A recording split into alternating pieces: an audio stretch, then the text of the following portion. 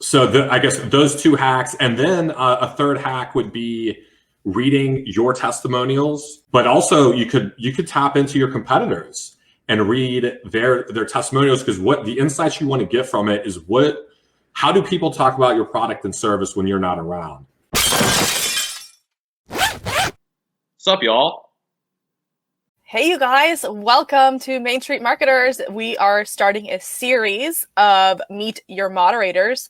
Because there are so many amazing moderators in this group, I want to highlight each of them so you know who to go to and start a discussion with if you have any questions on something specific.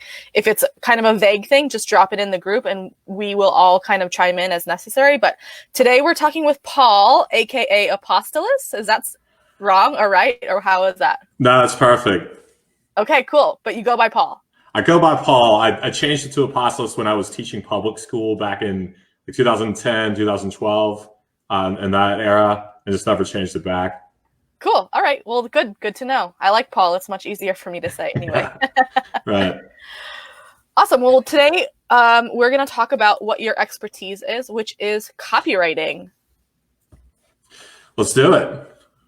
Awesome. Well, this is going to be all kind of off the cuff. I don't have any scripts or anything, so we'll just talk about the importance of it, tips and tricks or different hacks that you have that we can share with our group members, and how to structure different things is probably a really great way to help people make good copy, because that is a really difficult thing.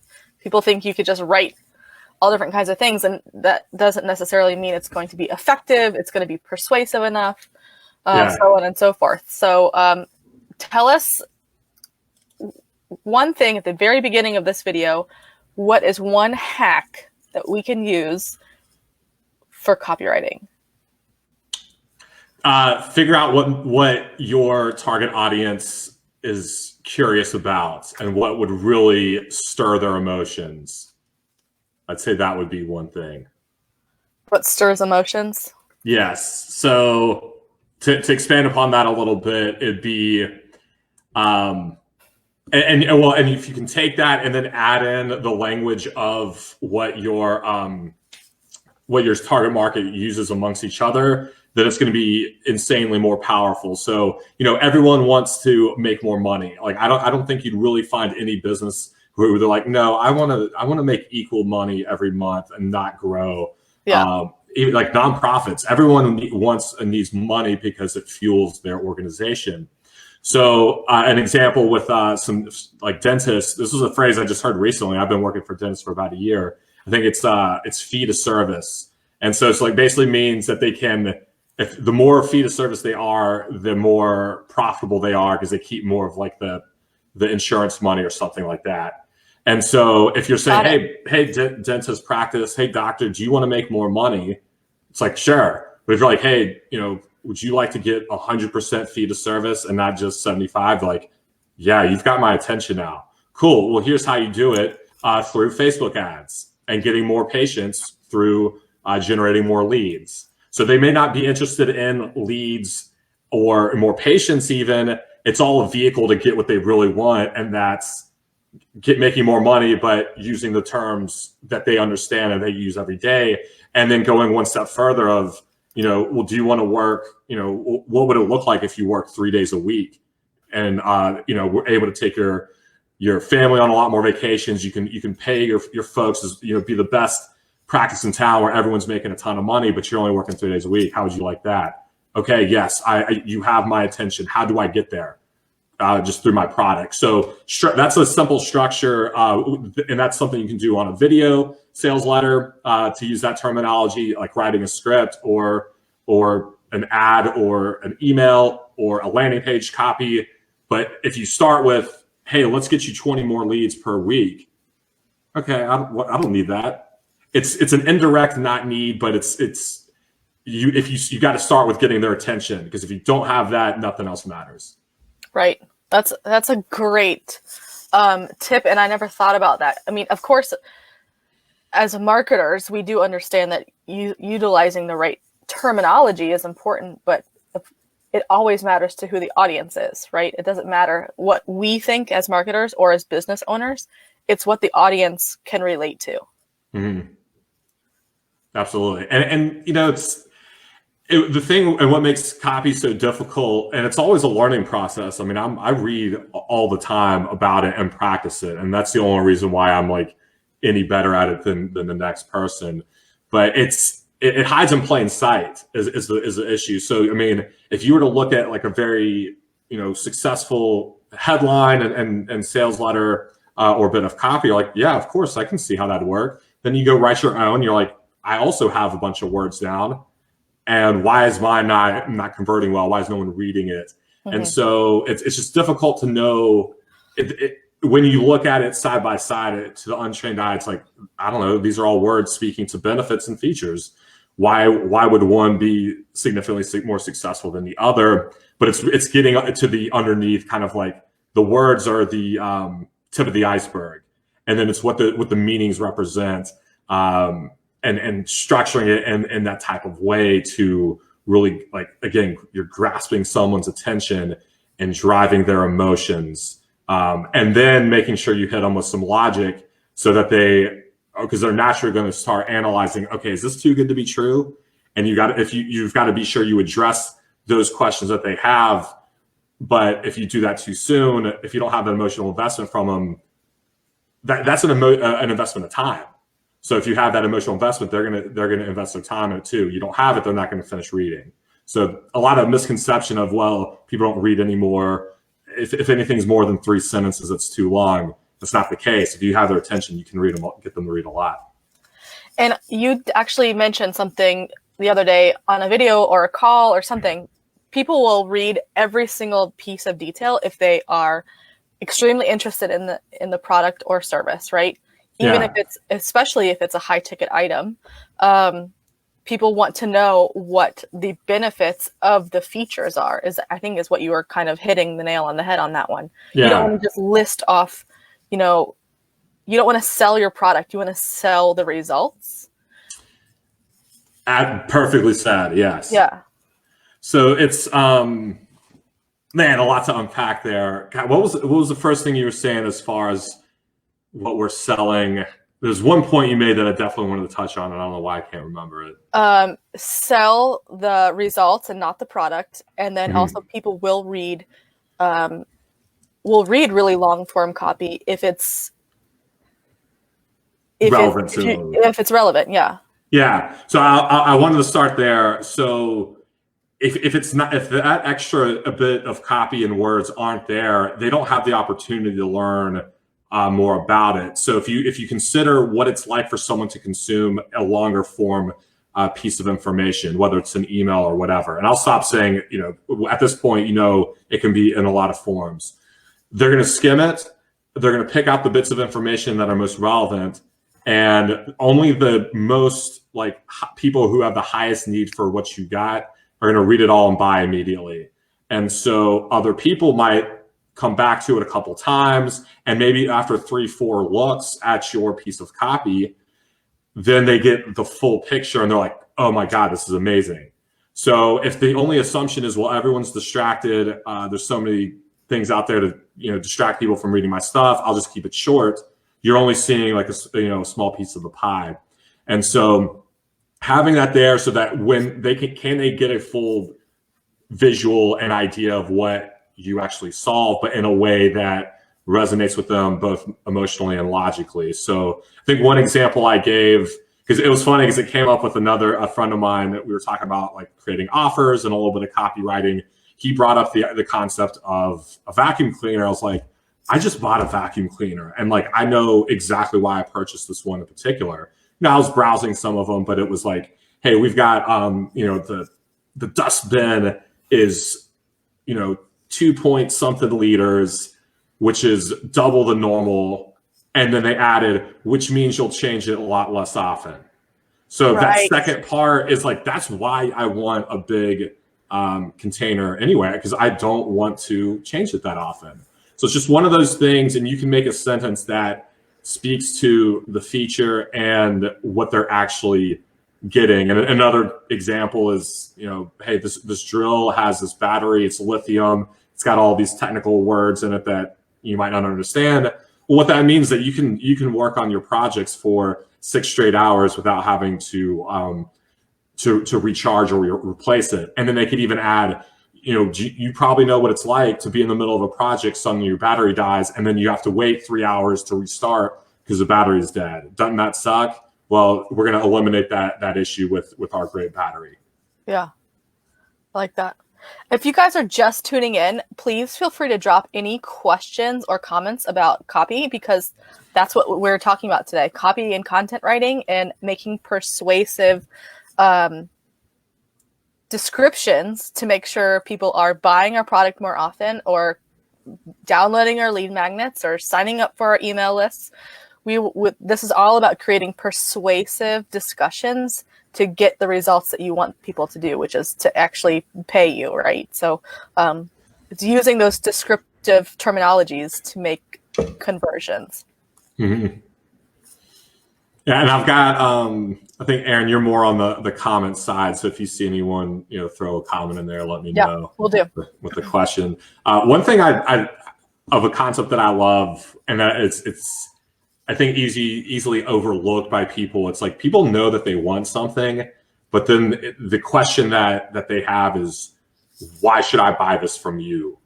And so at that stage, they already know your product, and they're kind of convinced, but they're going to be, hey, why you in particular? I can get a vacuum cleaner from anyone, or I can buy food for takeout from any local restaurant in my area, but why should I choose you?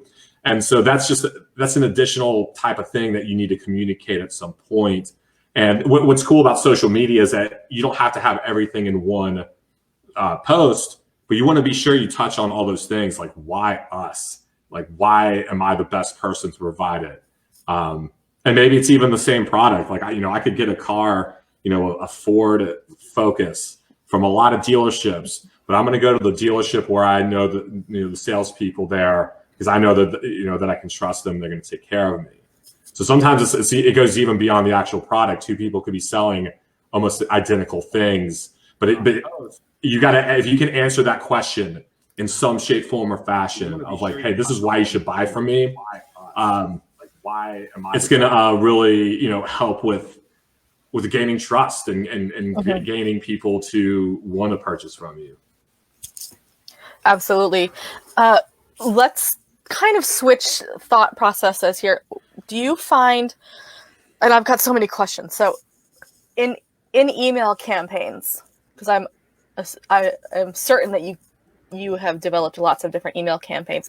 Do you find, and we've talked about short and long copy, do you find that what are the better places to have the short form and long form? Is there a differentiation, or it's just all in testing? Depends on industry. Does my question make sense? Oh, that's a good question. I think each one is kind of a time and place. Typically, like with ads or with some emails, I'll tend to go more longer form in the top of funnel, or like the kind of the first message that they might see, to then get a bunch of information and start, because then on the middle of funnel, or rather, to use another expression, when they already are familiar with your product and service, and then you can hit them with some of those more logical things like, hey, 39% off, best deal ever, and something that's a more call to action, because you need to ask for that sale.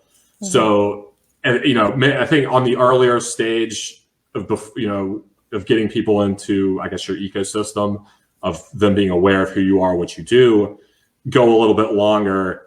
And then as they get more and more information from you, there's just less to give them, and because you don't need to, and it's more, here's testimonials from us, here's our warranty, free shipping, free replacements, stuff like that. Buy now, and then so that way, they're not. They can always go back and get it. So yeah, I'd say as a short way to answer this or summarize it, go longer kind of towards the beginning to give them all that information up front. Then you can just quickly ask for the sale. I'm just trying to summarize this into our comments here. Once audience is more aware of you. Okay, cool. So what about what about emojis? What is your take on emojis? And is that industry specific? Because I've seen that across multiple industries, and it's hard to weigh if they're effective one way or not effective another way. Yeah, it's the quick answer to anything is, of course, test it, but it's also then knowing your brand personality and how you want to be perceived. So the easiest thing would be to say, well, if you're like a fun company, like a restaurant or a movie theater, use emojis all the time, whatever. But if you're a lawyer or a financial advisor, maybe don't. But I think there's also opportunity because for a lawyer to use them, because it's like it's going to show a different side of them. And because I think any industry where it's traditionally for decades and decades been real buttoned up and formal, you have a ton of opportunity to break away from that norm and be like, hey, I'm the goofy, silly lawyer in town, and if that resonates with you, come work with me. And it's scary because you're really stepping away from the herd. So I guess no matter who's using them, use them in moderation. You don't want to have like 12 of them all lined up, but knowing again, and that's where also knowing who you're trying to speak to. So if you're that lawyer using them, you're probably speaking to millennials, anyone who's let's say 40 and younger at this point. So if that's who you're trying to attract, then yeah, you should definitely use them because you can even use them to tell a story. And that's how a lot of people text is put, 2-3 emojis together that tells you something, and that's fun. So you can use it in that way. But in moderation, don't make it look childish, but you can still make it be fun and lighthearted. And I think it just depends on how do you want to be perceived, because then that can also affect the tone in which you write. I tend to write far better for people who want to be a little more relaxed and loose, and that's why people are getting me to write their stuff now, because I'm I just can't write something super formal. It's not fun for me, and it sounds like everybody else. So if you want to fit in with everyone, then hire a copywriter that's done it for everybody else. So that's a great point. Yeah, knowing the tone of voice that you want to communicate is super important. So that's a big conversation that I actually have with my clients and my leads is I really want, as marketers, it's our job to make sure that it's a seamless transition from whatever the ad is or how we get them into the client's funnel, right? Is to make sure that that personality is kind of seamless. So if we're writing ads or copy for somebody who is relaxed and fun, but we're writing super straight-laced, then there's a complete disconnect from where they perceive, the audience perceives of what they're going to get, and then the actuality is completely different. So it's really important to understand what your brand's personality is and how you want your audience to be aware of you, right? Yeah, absolutely. And having that, I love what you said about that consistency. If someone's booking an appointment with you and everything for the most part is oh, it's fun, it's going to be great, whatever. And then they get to the thank you page, it's your order has been received. We will chat shortly, period. It's oh, you can still be oh my God, I'm so pumped to talk. Chat soon, exclamation point. Yeah, and that's a great point too. Is there, do you have go-to resources that you could suggest to our members of how to create really great structure? Or is there something that we can kind of lay out for people? Here is the problem. How do we get to the solution or the benefits of whatever the problem is? When you're writing, do you have a template or a structure that you really kind of follow along with? Yeah, and there's kind of, there's a lot of different ones of books, and resources that I've read and consumed. A lot of it has a ton of overlap, but then it can kind of depend on the product where there's more structure and more words that you need to sell something that's very technical. So what one example was if you're selling something technical, you want to talk about the dimensions and the weight of it and stuff that you might not think people would be interested in. But again, the people who are going to buy are 100% interested in. But as far as like structure, one is like, state the problem, agitate the problem, and then present your product or service as what's going to cure that problem. And that might be for, I'm trying to think like any business, like, hey, maybe you're a dentist and you're struggling because there's tons of competitors around. And what's worse is that, more people are opening businesses around you. And it's like taking a problem. That was not the best example off the cuff, but here it is. And then here's why it's even worse than you thought. But here's how we've kind of figured that out and can help you solve it. And then, of course, because then you can kind of layer two structures. Well, it's like, well, then how do you even start that problem? Have the first sentences be something that's going to really grasp or get the curiosity juices flowing of like, man, what is this? And it might be, and you've probably seen these types of things everywhere. As like, you might have noticed that being a dentist in Richmond, Virginia is tougher than ever. Like, yeah, I have noticed that it's a painful thing. Why is this? They seem to know something I don't. Let me keep reading, and then keep going from there. So, and then I'm kind of jumping around, but like on that opening line, a great structure is write something where it doesn't make 100% sense, like in that context. So it's almost like you're starting with the middle of the story at the very beginning, because what that does is makes people like, hey, what have I missed here? And anytime you're reading an email or see an ad, be on the lookout for that, because then you can start to see that pattern. But like the first line of an ad or a landing page sales copy might be like, I can't believe I did this, or actually one that I wrote for a pool was like, I swore this would be the last time that I would sell this filter to a client. And then I kind of like talk about that problem more, because the idea was to present why this glass filter upgrade was such an enormous value on top of like the dollars saved, because otherwise they'd have no idea. So I started it like in the middle of the story. Like, I can't believe I did this. And one copywriting book I read that I'd highly recommend, it's called the 16-Word Sales Letter. Let me write that down. Yes. Resource. The 16-word sales letter. Yes. And if you buy it and then you get it and you're like, this is the shortest book I've ever read. It's 85 pages, but this thing cost me $35. And like the size and the price don't match up, but it's worth every penny. And actually how short it is a valuable thing, because there's no fluff in there. But he's in one of the earlier chapters, like at the very beginning, he talks about the songwriter for like Britney Spears and those NSYNC and some, like this guy has so many #1 hits under his belt of writing these pop songs. But the example that he gives in the book was Britney Spears' "Oops, I Did It Again." And so it's like, in music, especially just like copy, you got to grab their attention and bring them in, and they got to hear the hook, the chorus early and things like that to like make this song a hit, a chart topper. The very first line of "Oops, I Did It Again" is, I think I did it again. I play with their heart, something. But like you hear that and you're like, you did what again? Like that's the very first line. And so you don't know. Like pulls you in. Yeah.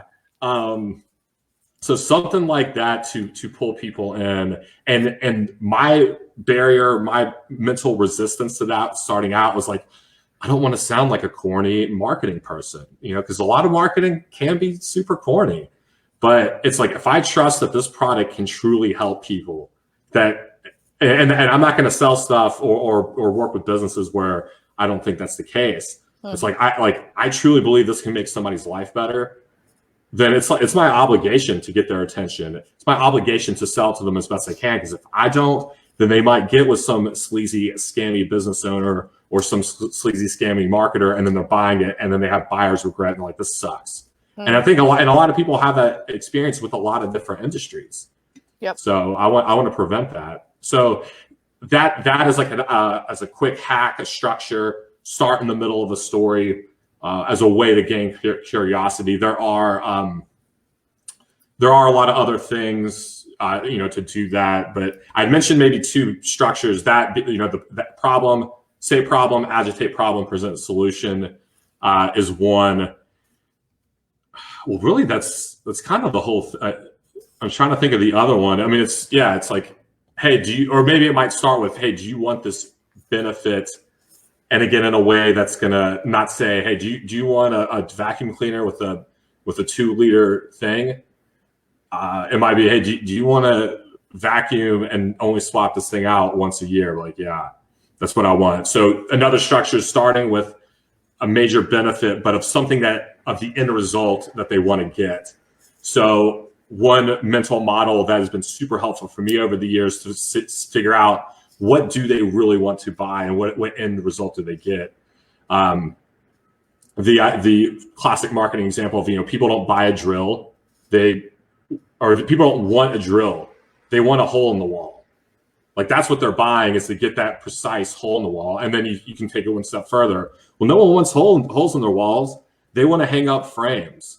They want to hang up art. They want to, or they're using a drill to assemble, the crib for their firstborn child. So if you can relate, that end goal to the actual product, so consider that. People don't want a copy machine. Xerox isn't selling copy machines. They're making copies super quickly and that look identical in a time saver type thing. So that's how you can separate out of what the end goal is. And so, going back to the drill example, it's like, maybe the beginning part of your ad or email is something about a father who is hanging out with his kids, just being a great dad. And it was because he had this particular drill that saved him a lot of time, because it allowed him to get his chores done at our early morning Saturday, and now he's not spending his whole day on his to-do list. Yeah.